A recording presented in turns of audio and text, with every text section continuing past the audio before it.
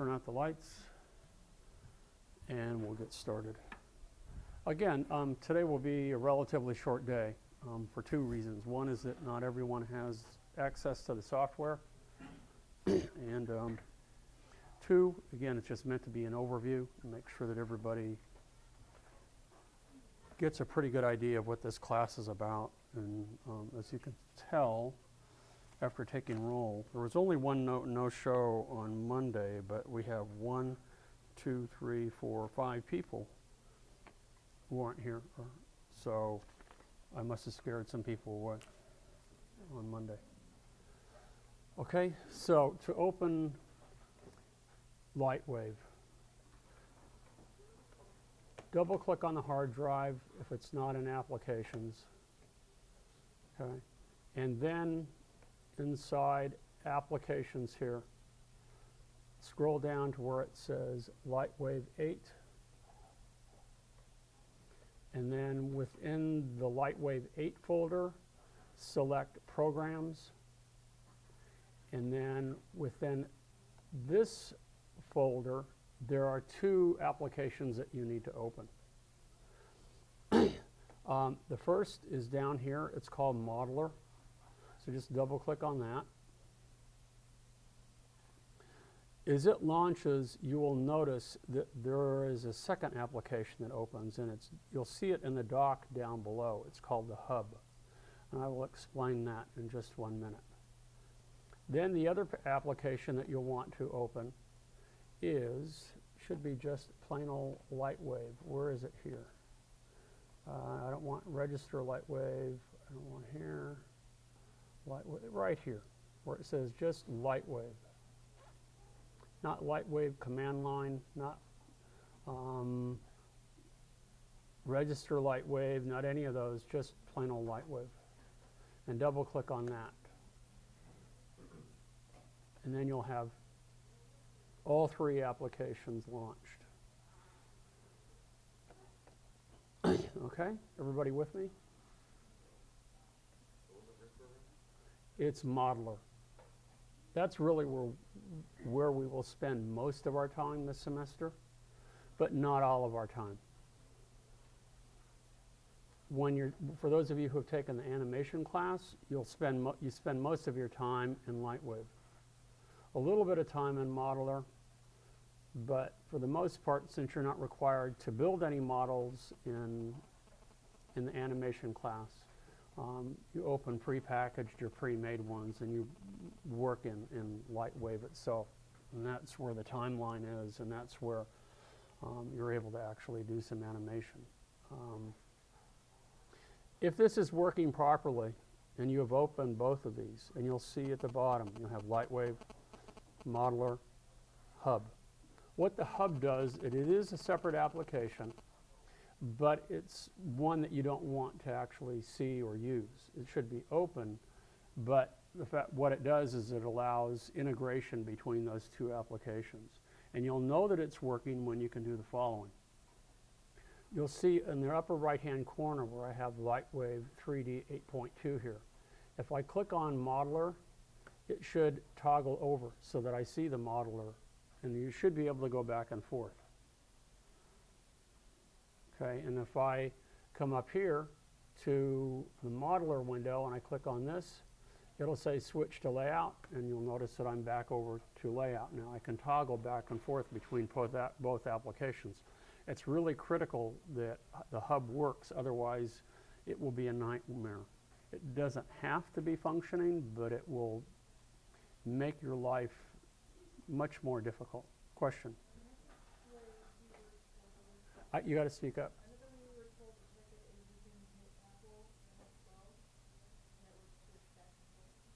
Where's the other one? You mean up here? I'm sorry, I don't know where you're talking.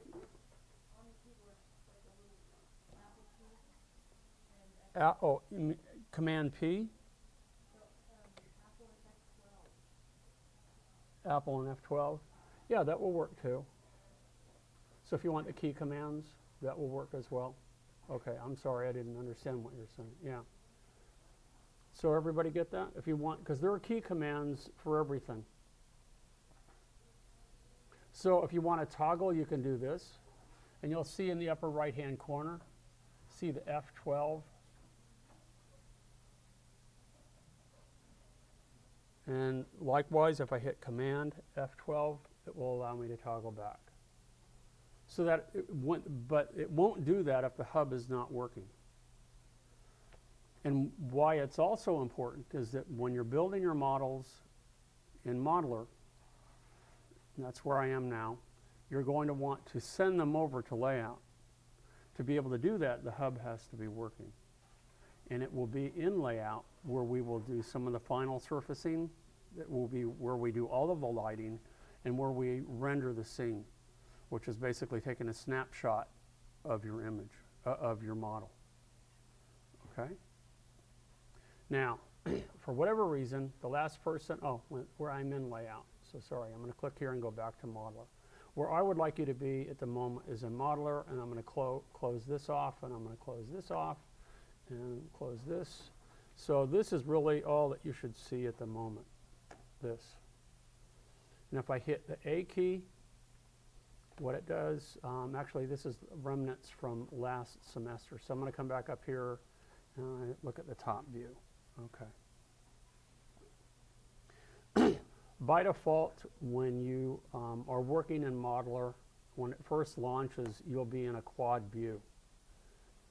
And this is what is distinctly different from working in a 3D modeling program or a 3D program versus a 2D program.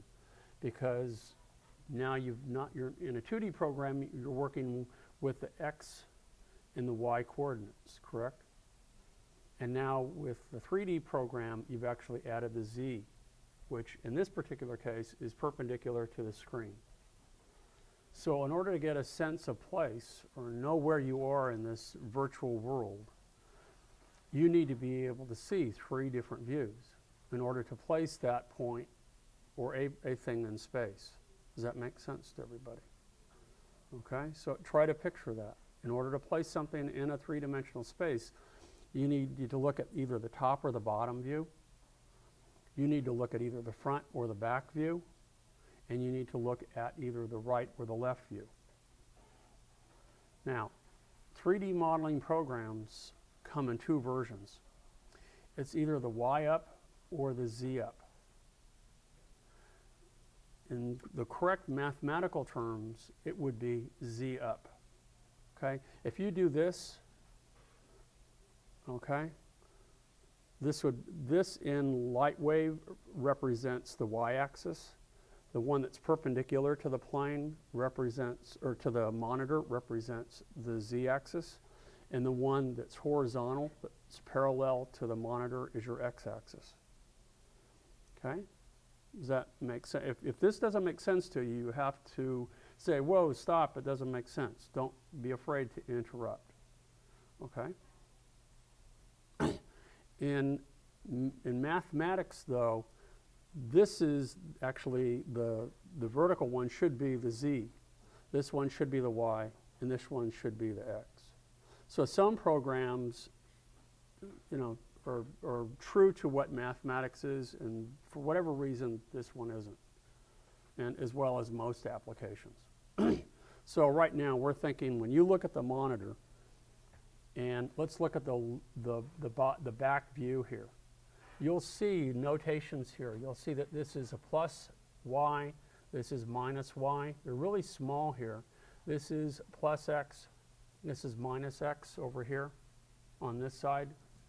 When you're looking down on the top view, okay, then you're looking like so, and you see that the one that's vertical is your z-axis. The one that's horizontal remains the same as the back view. It's the x-axis. Does that make sense? And then if we look at the right view or the left view, okay, again, that's along here. So that when you look at it, the horizontal is the x. It's the same as the back view. But in, I'm sorry, it's the z. But the vertical is the y. So the y is actually the same as the back view. They're the same. And you need to look at each of those three positions in order to place something in space. To see what it looks like in its completed form, then you'll have up in the upper right-hand corner here, and I can move it with this, or I can use key commands. This is your perspective view. This is what it will look like when it's in space. But to really get a clear placement of this in space, you need these three views. Now, there are other options available to you. You do not have to use quad view. We will cover that on another day, how to change that. Actually, I can cover it now, real quick. Hit D for display. Okay. And you'll see under layout, that's the first tab that's listed here. We have presets, and under layout below it says quad. You'll notice all the other views here. You can look at a single view, you can look at a double view. We can see 3 top, 1 bottom, 3 left, 1 right. They're just variations on this. They still, you see the X, Y, and Z, top, you know, top or bottom, front or back, and right or left. Because this is the way I learned it, just like the plain old quad view. That's fine for me. And I will show you another quick way of doing something. So I just leave it in quad view, the way it is now. And I don't know why that jumped back to UV texture. I'm going to go back to top again. But if you move the cursor over any one of these viewports, and you hit the 0 key on your keyboard, for example, if I just wanted to see the perspective view, it zooms in on that. And then you hit the 0 key again, and it zooms back to the quad view. So for me, this works just fine. You also have the option, too, if you want to see a larger view of one or the other. If you move the mouse, and you'll notice how the cursor changes when I move over where the intersection of these viewports. If I click and I drag, notice that I can move this around, and I can enlarge this, and I can reduce the others, and so on and so forth. Okay.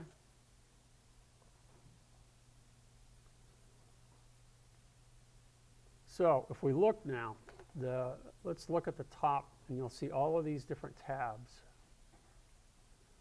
Okay. There is a different tool for just about everything.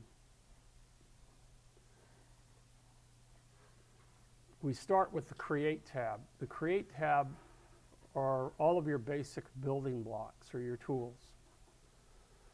So if we drop down here, these windows here, the first 5, the File, Edit, Windows, Help, Surface Editor, Image Editor, these are constant. But as we click the different tabs, you'll notice that these others change. Okay? Everybody see that?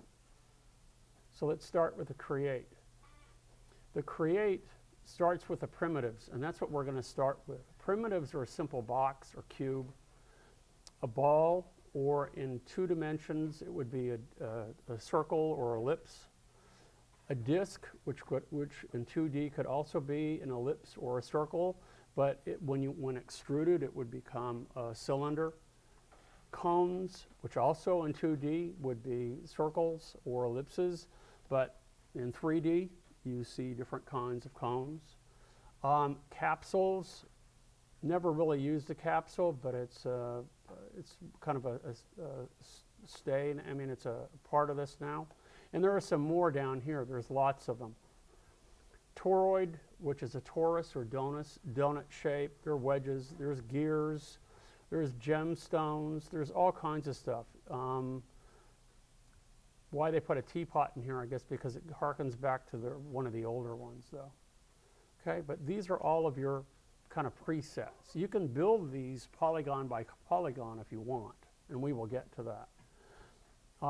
But these are like in Illustrator. These would be the same as having squares and ellipses and you know, the rectangle tool or the ellipse tool or the whatever they have, the polygon tool. It's the same deal. Then we have text that you can build, and it starts in 2D, and then we can extrude it, turn it into 3D. We can also create points, a variety of ways of doing that. We have our polygon tool. We have curves, which can turn into polygons, or they can remain just paths in space. Okay, so these are all of our create. And then once you've created one of these, if you wish to modify any of those in any way, you have to pick a different tool. Even if you want to move it. It isn't simply like Illustrator or Photoshop, clicking on it and dragging it and move it. It doesn't work that way. Once you're done creating it, and you decide, okay, I'm done with that tool, now I'm ready to move on and do something else. So now I turn off that tool and I select another tool. Does that make sense? Watch. If I want to make a simple box, I click, there's a couple of ways that we can do this, but for example, I'll work for the top view, and I'll click and drag, and that doesn't look like much of a box, does it? It looks like a two-dimensional plane, which is what it is. And then I can come from either the perspective view and pull this up, or I could have done that from the back or the right view. I can also click on one of these other blue widgets, and I can change the dimensions of it while I'm here. After I have completed it, and I'm happy with the proportions of this, then I turn it off. I'm done with the tool. Now if I wish to move it, if I wish to rotate it, if I wish to do something else with this, there's a whole bunch of things we can do. You have to pick a different tool, and you have to decide what it is that you want to do, and then there will be a tab that will determine what it is you're going to do to this, or what you can do to it. So if I just simply want to move it, I go to Modify, and I select Move, or as you can see with most of these, there are keyboard equivalents. T for Move. Why they picked T, I don't know. Whoops, I picked Y. I want T. Now I can come in the perspective view, and I can move it up. I can move it forwards, backwards. I can do whatever I want. If I'm not happy with that, I can hit Command Z to undo. Or notice, more importantly, when we move from each of the quadrants, whether it be the top view, the back view, or the right view. Because what it does is it enables you to move along a plane, 2 coordinates. It doesn't allow you to move in the third. So if I move from the top view, it would be like taking a box or a chair and sliding it on the floor. I'm moving it along the X and Y coordinates, or the X and Z coordinates, aren't I? Right? If I click from the top view and I'm sliding the chair around, I'm only working on the X and Z coordinates. So as I click and I drag around here, it's sliding it. If I try to move it up, I can't. It only allows me to slide it along that Y plane.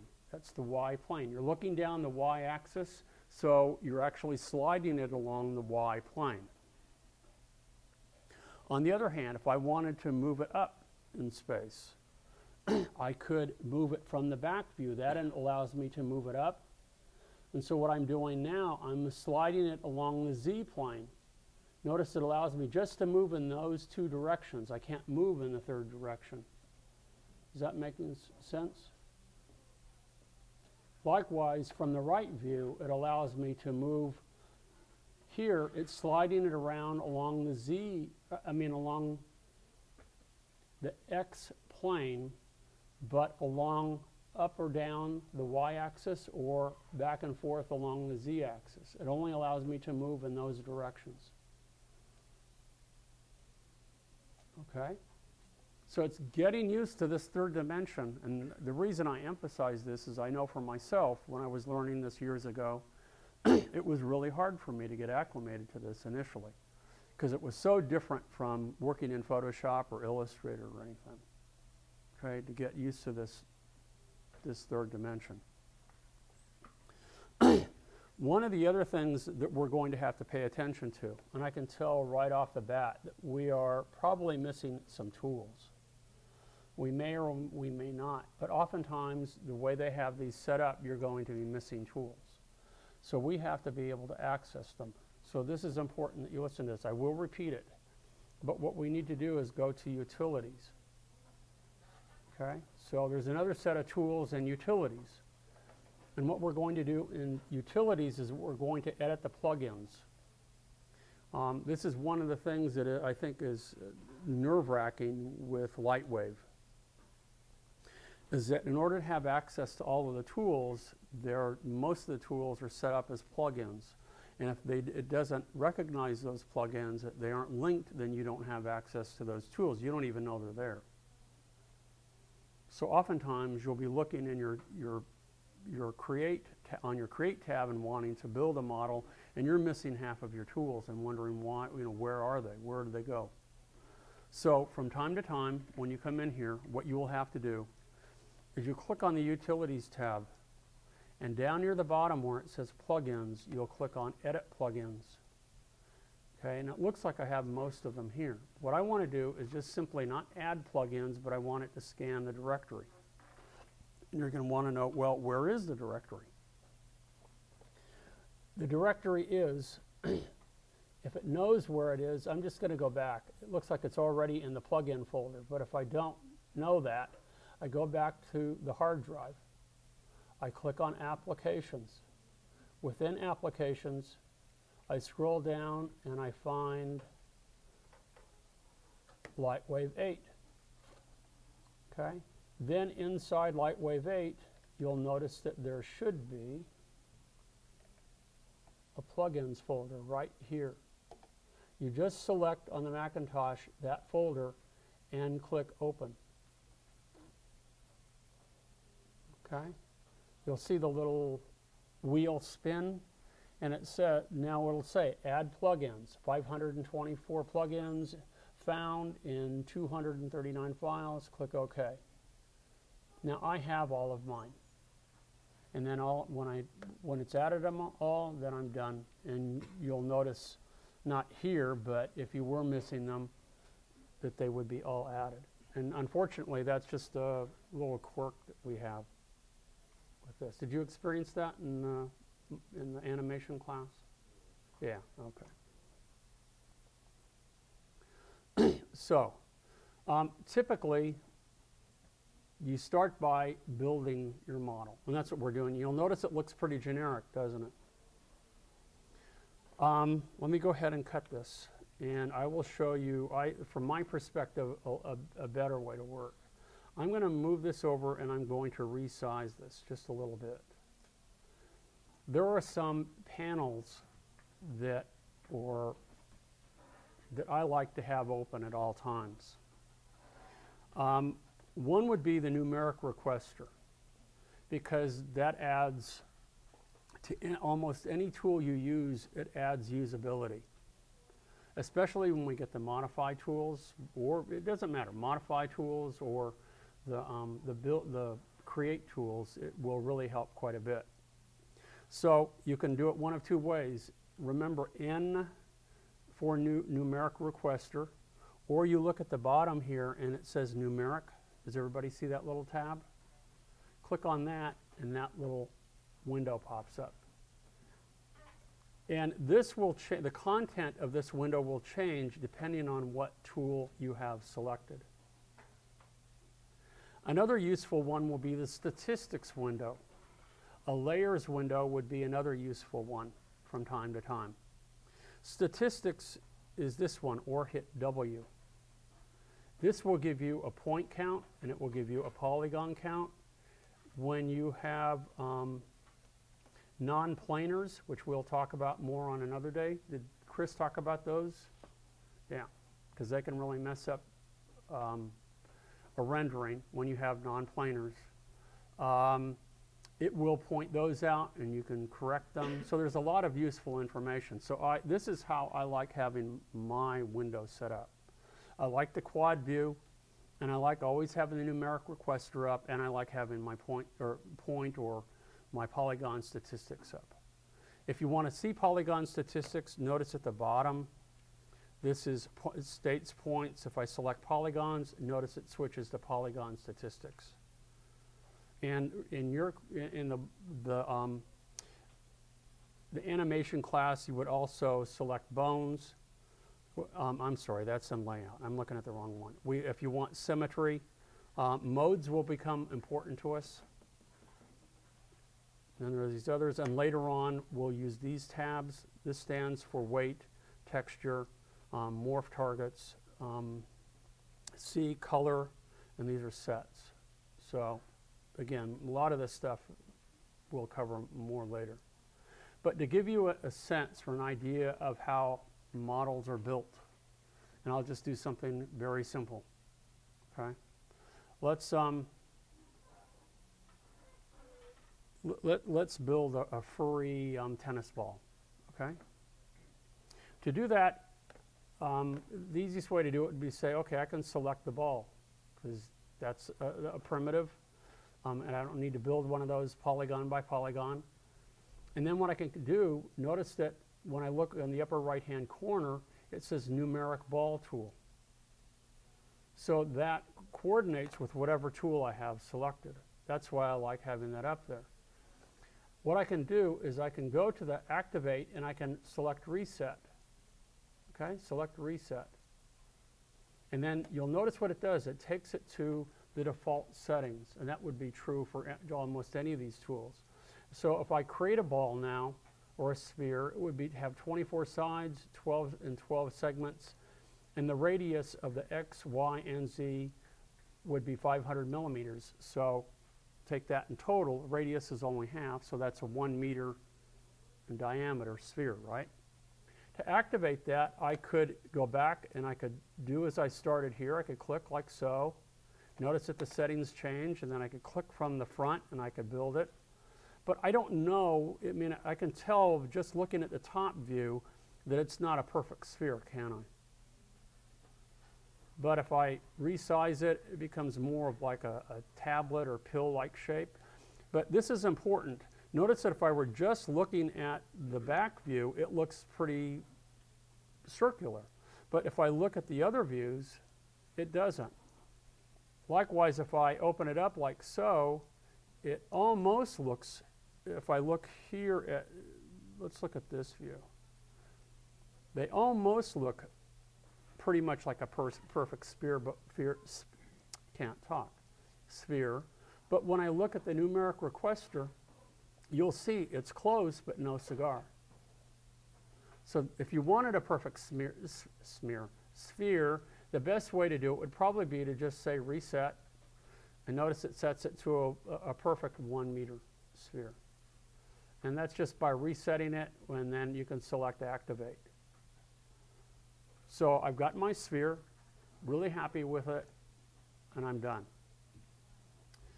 Now, again, I'm trying to, I will, from day one now, I'm going to try to instill some of my working habits. The next thing that I do in here is I can go ahead and I can hit the A key, and the A key makes this object fit tightly to all the views. And what I like to do is the next step is that I like to apply a placeholder for the surface. Right now it is a generic surface. It is just white. You'll notice that we're looking at it in the top, back, and right view in wireframe. That's really all these are, and in order to get it to look like wood, like fur, like any other surface, you need to apply some sort of skin to it. And you'll notice in perspective view, by default, it's usually set up to, I'm trying to think, could be flat shaded, which looks very similar, but I like using texture or sometimes textured wire. So I see both the texture and the wireframe at the same time. But you'll notice under here, lots of options of how you view it. I can also see it in perspective view, okay, just as a wireframe. And that's true for each of these quadrants. I mean, what if I wanted 2 perspective views? I could do that too. So here's a perspective view as a wireframe, and here's a perspective view as a textured view. I mean, all of these can be changed. You could have 4 perspective views if you wanted. I don't know what the advantage of that would be, but you could. So typically, as I say, you either have top, bottom, front, back, left, right, and perspective in the upper right-hand corner. Okay, so I'm happy with this, but I want to set a placeholder for the texture. So to do that, the easiest way to do that is to hit the key command of Q. Q says change surface. Right now it's set to the default surface texture. So I'm going to click off default, and in place of default I'm going to write in here skin, because what I'm going to do is I'm going to create, this is going to be kind of like the texture or the color that you would have for the skin on a head. Okay, and now I can either click and drag along here so that I have use the spinners by clicking and dragging on RGB, or I can click on the color tab here, and then I can pick from within here. And that looks sort of like a generic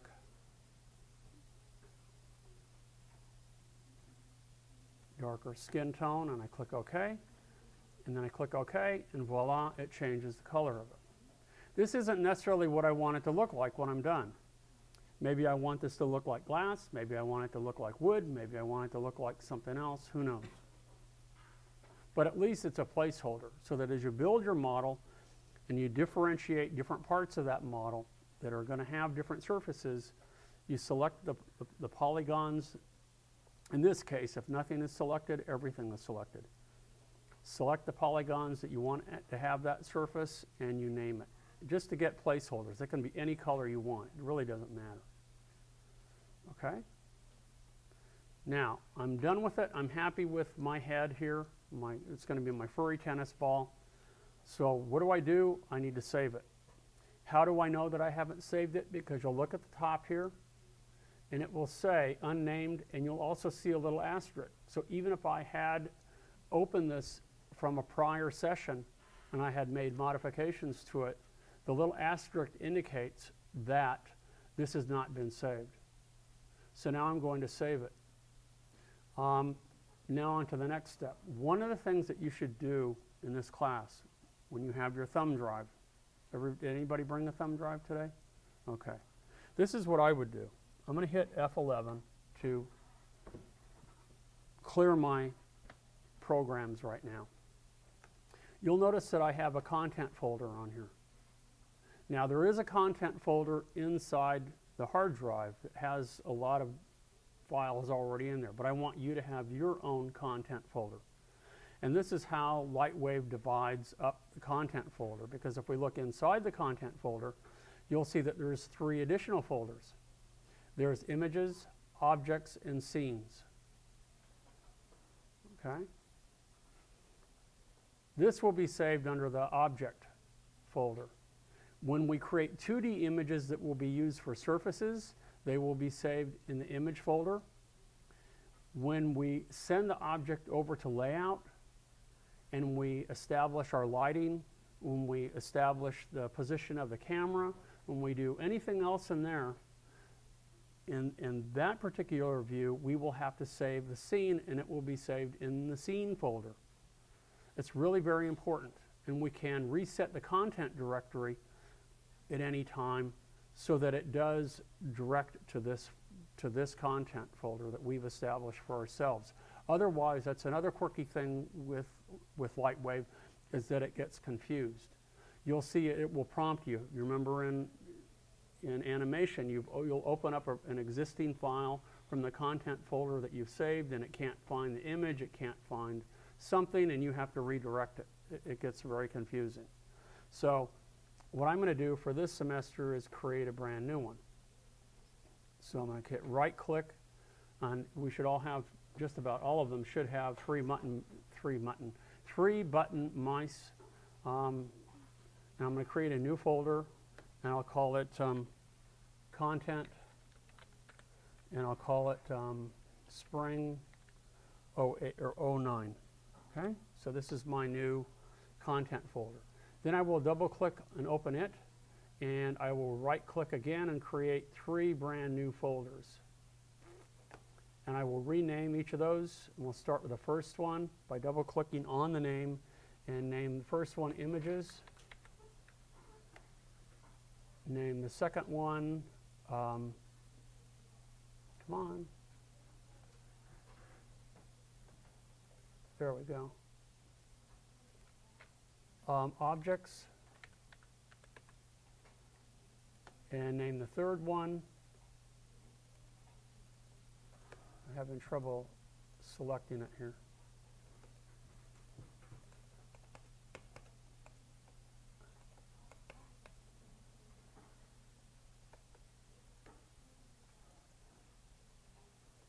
You just double click on it. Come on. Why aren't you doing this? I hope you guys have better luck than me. This is so basic and I can't get it to open it. Okay, I give up for the time being.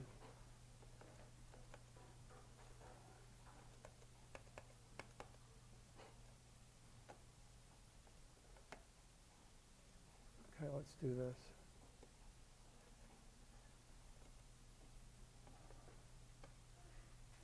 Let's look at icons.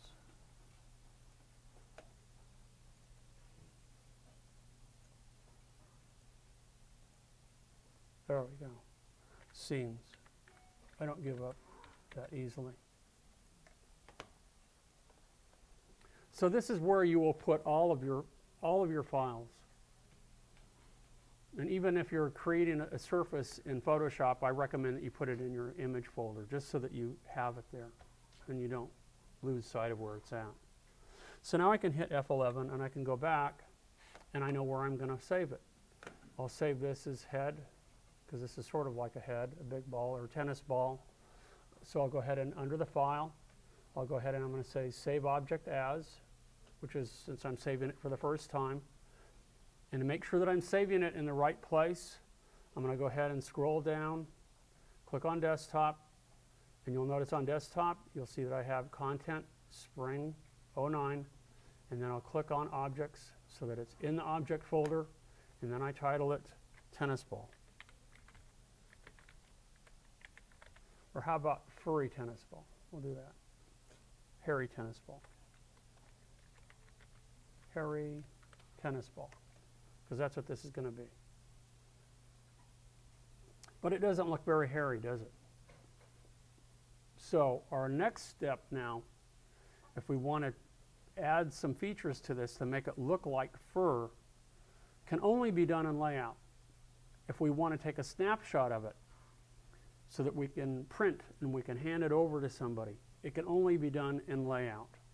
If we're going to light it, if we're going to put this in space and light it like it's, you know, in outer space or whatever, the only way it can be done is in layout. So what I'll do now, you'll notice that it says hairy tennis ball since I've named it, no asterisk. And I can come up here or I can go ahead and hit Command F12 and it toggles over. But it didn't send it over, did it? So what I need to do is come back here and I need to just send object to layout. And if it's working properly, voila, it sent it over. And now every time I go back to Modeler and I update my model, it should update it here so that it's working back and forth properly if the hub is working. So this looks like this is the way it's going to render, doesn't it? It looks a nice 3/4 view. I see the sphere, it's working nice. But watch what happens if I come up here, if I go over here to render, the render tab, that's what we're going to want over here. Notice that we have a separate set of tabs. We have items, we also have the modify tab, we have setup, we have utilities, we have render, and we have view. So we have a different set of tools over here in layout. Because I want to render this, I'm going to select a render tab, and the first thing that I want to do is I want to look at render options. Lots and lots of tools to deal with. Under render options, I can determine, make sure that image viewer is selected. If none is selected, I won't be able to actually save a snapshot of it. Okay, so that's one of the things that I'll have to do. I want image viewer. If I want to show the rendering in progress, maybe I don't. That will be there. Viper is another thing that I can turn on here. if I plan on having shadows, if I plan on having transparency, if I plan on having reflections, if I want refraction index, all of these things need to be checked off. Okay, so it's in realistic mode right now. So I've got that set. Now, if I want to add here, if I go ahead and I render it now, and you'll see under here either you hit F9 or I click render frame, and it takes a snapshot of it. It's all done. I abort, and now I have the image. Not very pleasant. I can see all the facets. Each of these little squares are polygons, so maybe I need to smooth that out. And I also haven't added any fur, have I? And also you'll notice a little bit of jaggies around the edge. So these are all things that we have to look at and consider and tweak when we're ready to render it. So we're still not done yet. There's more tools and buttons that we have to press to get this thing to work right. So I'll go ahead and I'll hide this. And I'm going to do a few things. I'm going to go ahead and I'm going to go make sure that I have camera selected so that I have camera. And and that's one of the options we have down here. We can select objects, bones, lights, cameras. With camera selected, I'm going to look at camera properties. And it will be here that I can control the quality of the rendering. If I look down here, I can turn on anti-aliasing, and I'll do classic low enhanced. That's all I'm changing, nothing else. And now I'll go ahead and I'll render the frame again. And now, if I bring this back up, let's go ahead and abort that. Notice that those little jaggies are gone. That one little thing made a considerable improvement, didn't it? And if I want to compare that to that one, does everybody see the slight difference? It's just one little thing, one little button can make a whole difference in how your model appears. Let's do something else. Let's go ahead and let's change this. We really don't need any more geometry to this for what we're doing, even if I wanted no hair at all. If I wanted to change this, one of the things that I could do is I would have to look at the surface editor. We added a temporary surface, but there's all kinds of things that we can add to the surface in here. We can make it transparent, we can add bump maps, we can make it glossy, we can do all sorts of things to this. Any kind of feature that you can think of on a surface, we can do in here. So where is that? We go to Surface Editor. There is a Surface Editor, and while they look the same, they are not. One in Layout, and there is one in Modeler. And you'll notice that the only surface that I have right now, aside from the default, is skin. So here's the skin. And you'll notice at the bottom here, one of the things that we can do, if I wanted to change the color of this right now, I could. Well, let's say I wanted to make it a little bit darker. And I click OK, and notice it darkened it. So I can change that on the fly. If I wanted to make it pink, I can come back here, and let's make it pink. Okay? It changes it. Now, it may not look exactly the way you expect it to look, because in here, what it's doing is it's basing the color that we see on the lights that are available in the scene, and there is a default light. As we add lights or we change the property of lights, the color will change. Just as, if you imagine this, if you look at a fire truck at night, it does not look like the bright fire engine red that you see during the day, does it? It's the same principle. The light that's available changes the way you see color dramatically. So, I have my skin color. I'm happy with it. I could add other properties to these. I could add bump maps. I could make it transparent. I can add translucency, all sorts of things that we'll get to on another day.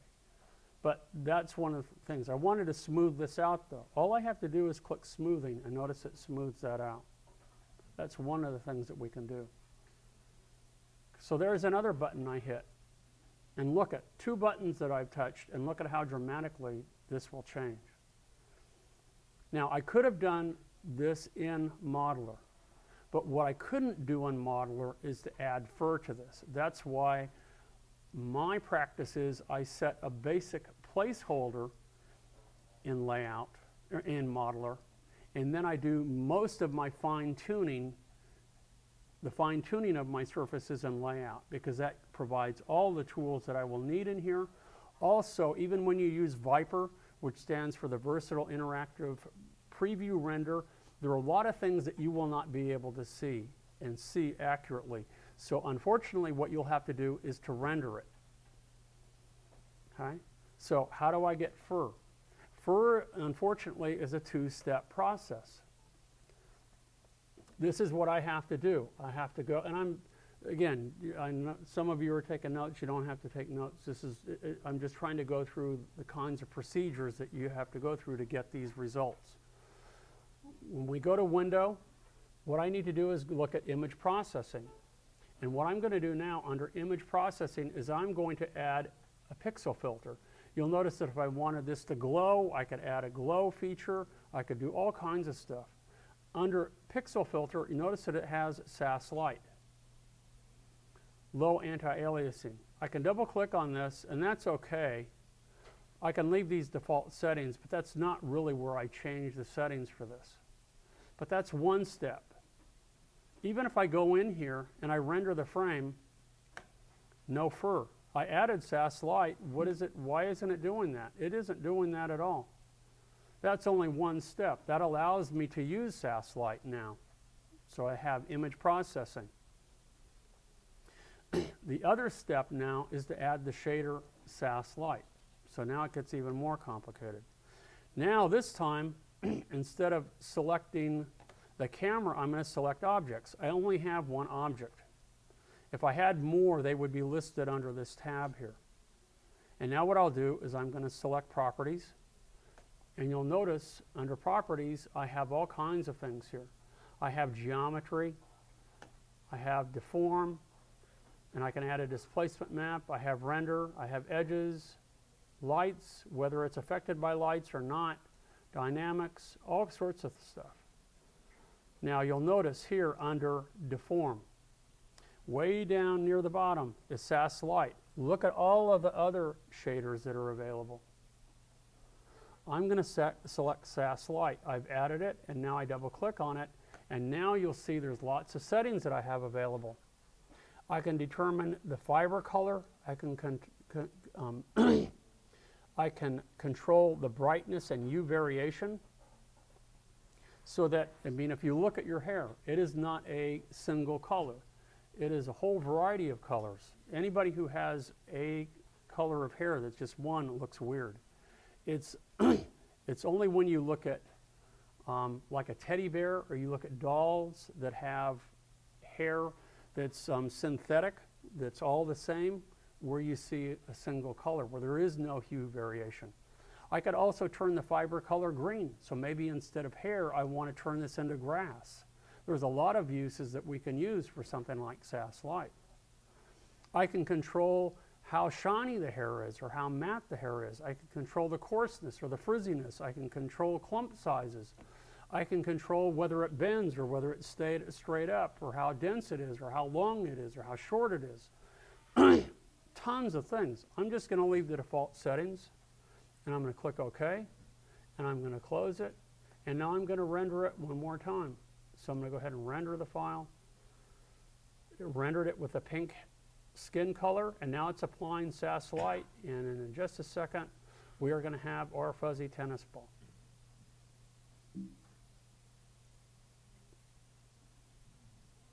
So look at all the steps I had to go through and all the buttons I had to push just to get this. Does it make sense? Sort of?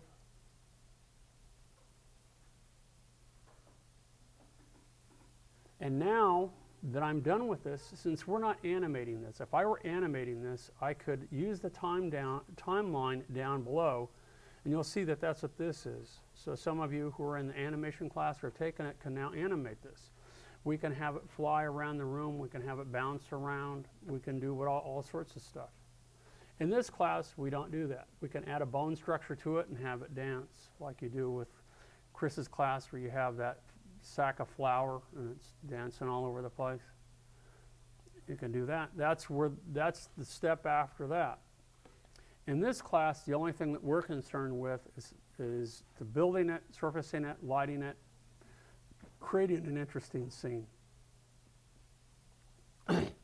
More of an illustration approach. And now when I'm done with this, if I'm really happy with this, and this is my portfolio piece, I can now save this. And if you have all of the plugins, you'll notice that there's a whole bunch of different file types I can save this as. In this class, I would like you to save it in 2 different file types. Save it as a Photoshop file, 24-bit. That will be your original file. And also save it as a JPEG file, and that's what you will email me. You'll attach it to an email, send it to me. I will look at it. I will observe it. I will make comments on it, grade it, send the file back to you. At any time, if you want to print these out for yourself, once they're saved in any one of these formats, and it will be saved, well, let's go ahead and save it as a Photoshop file. Photoshop 24 brings up the window. I go back to desktop.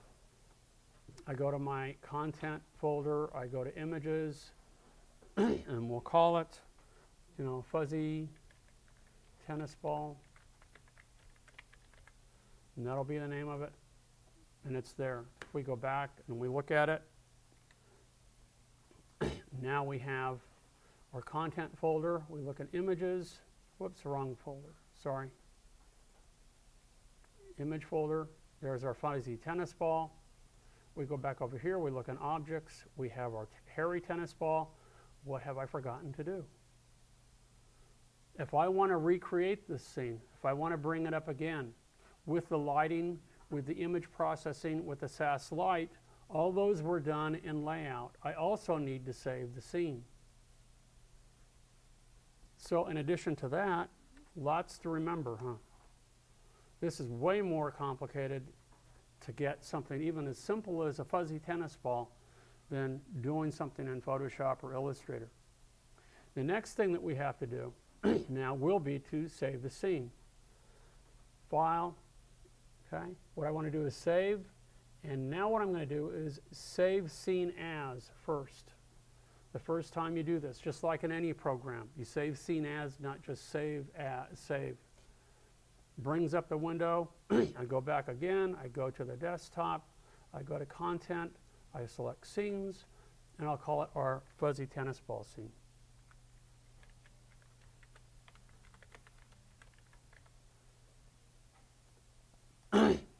And now you think you're done because you've saved it all, and you haven't.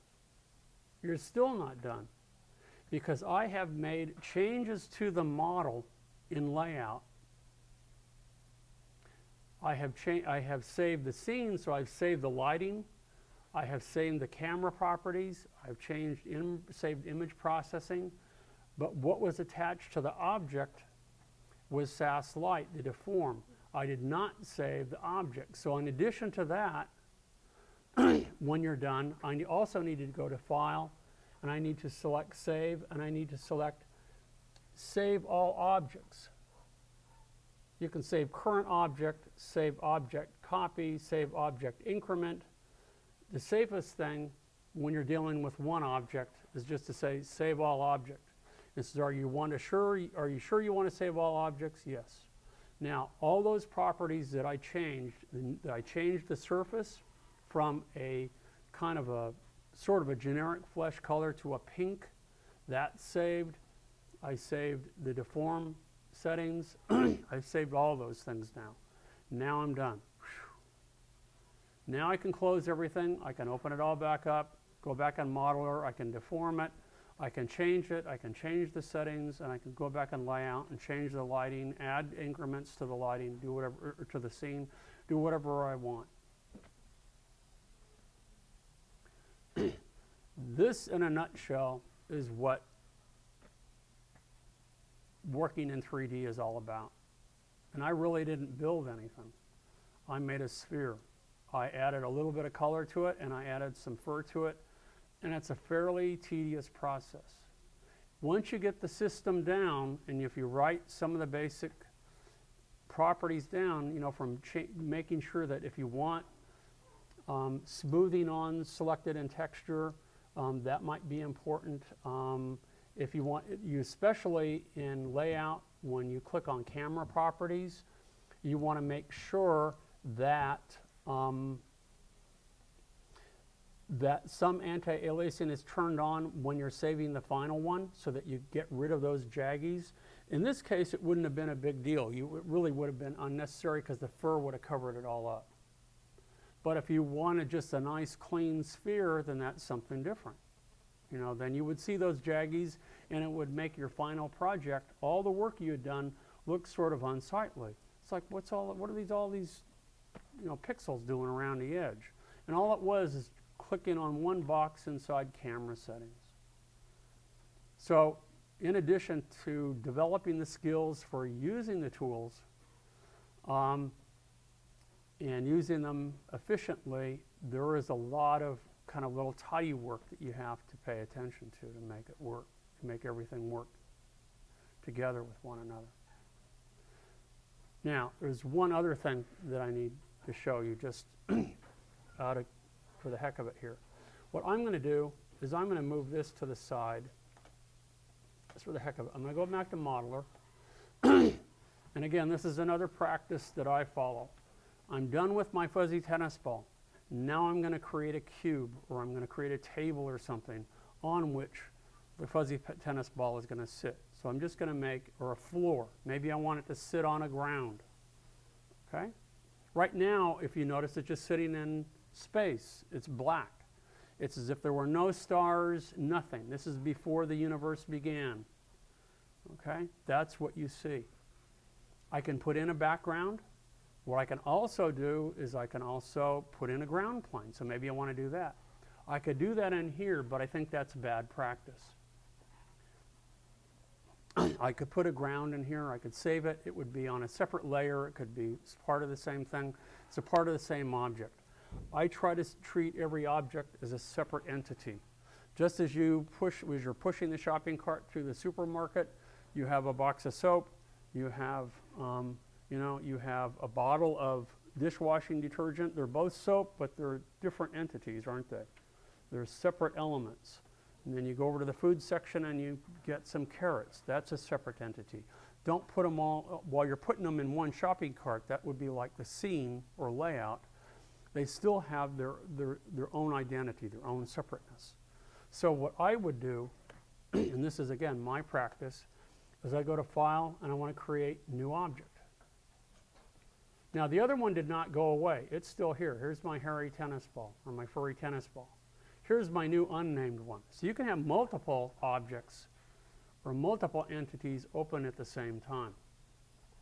So now what I'm going to do is I'm going to use the box tool, and I'm going to create a little box here. So it's going to sit not just on a floor, but it's going to sit on something that's three-dimensional.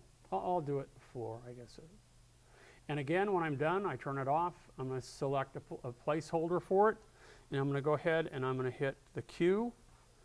And I'm going to go ahead, instead of default, I'm going to make this floor or ground or whatever, and I'll click on here, and let's just make it yellow for the heck of it, just so we can see this. And I click OK, it's there, and now I need to save it. File, Save Object As. It's in my Objects folder. It already knows. I'll name it Floor, so it's saved. And now I can send it to Layout. And when I send it to Layout, anytime you create an object in Modeler, it remembers the exact coordinates. So when it goes to Layout, it's in that exact place. Does that make sense? Look at here, it's sitting on the ground plane. It's in the middle. When I go back over here to Layout, if I go ahead and I say Send Object to Layout, notice I had moved the sphere, hadn't I? And it placed it right in the middle, exactly where I had set it. So now if I want the sphere, I can move this over. And now look at that. The sphere is not sitting on top of it. It's in the middle of it. It's right on top. So now I can go ahead and I can click like so.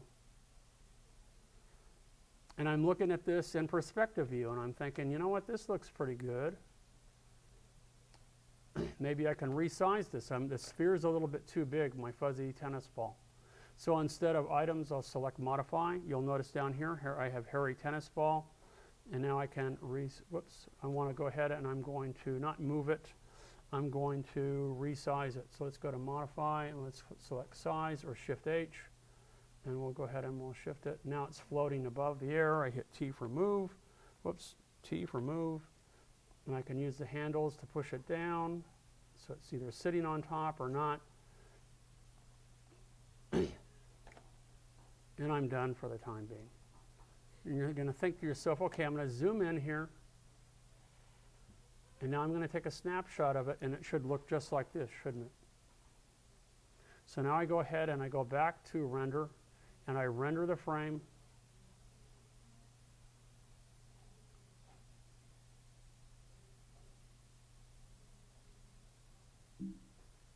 And something is wrong here, huh? Look at that.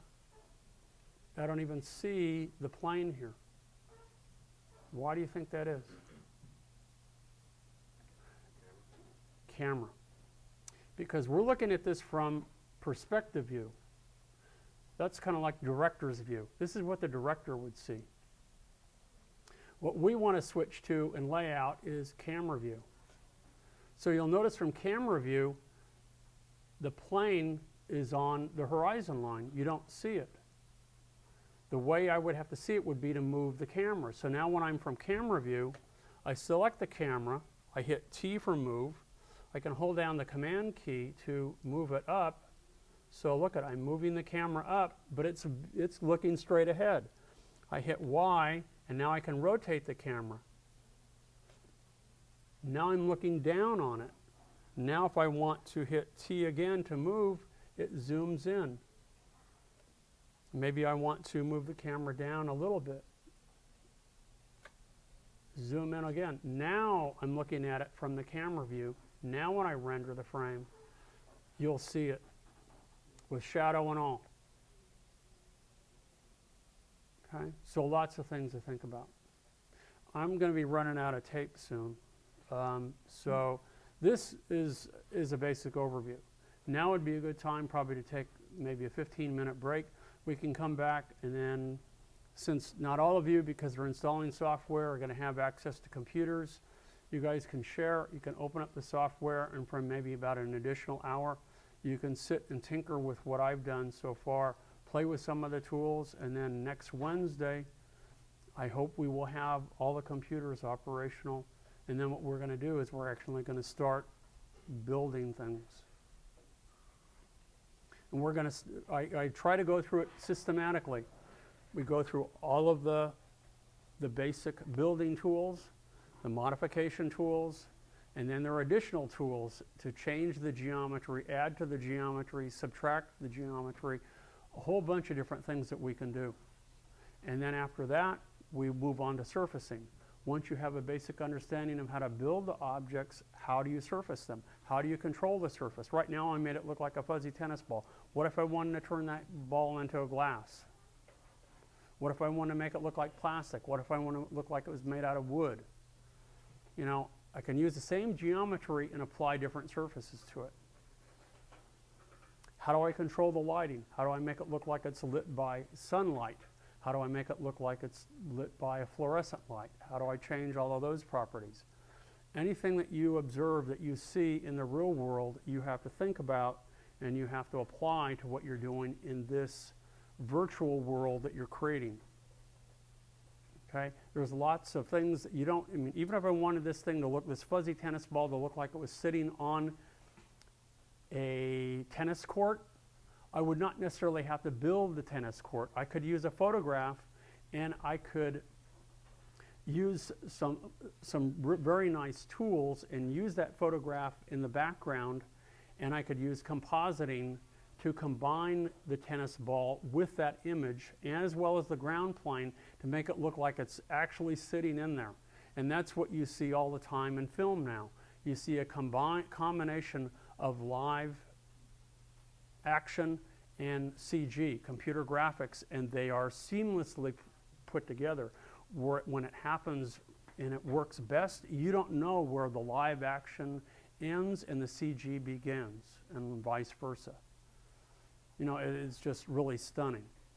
And so that's one of the things in creating more, something more illustrative, creating something that's really a wonderful scene that's not just building the objects, but lighting it and maybe using compositing techniques to actually integrate some of the things that you've done with some interesting, in some interesting environments. We're going to work on that too. Okay, so go ahead and take a 15-minute break, and then we'll come back and you guys can tinker with this.